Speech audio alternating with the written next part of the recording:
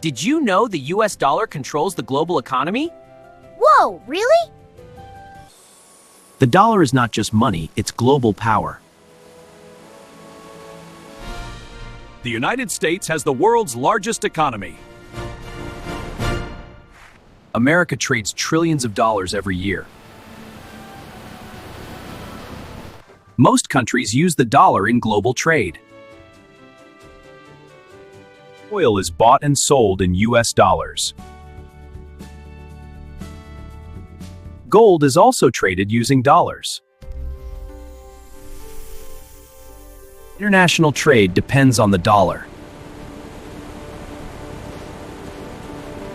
The US banking system is very strong. The Federal Reserve controls money supply. Let's adjust the supply now, increasing liquidity for the economy. US manages inflation carefully. US government bonds are considered very safe. Many countries invest in US bonds. Economic strength protects the dollar. The dollar is the world's reserve currency.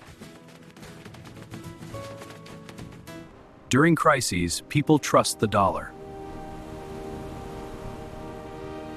The world trusts the US financial system. The system has been stable for decades. That's why the dollar is still king.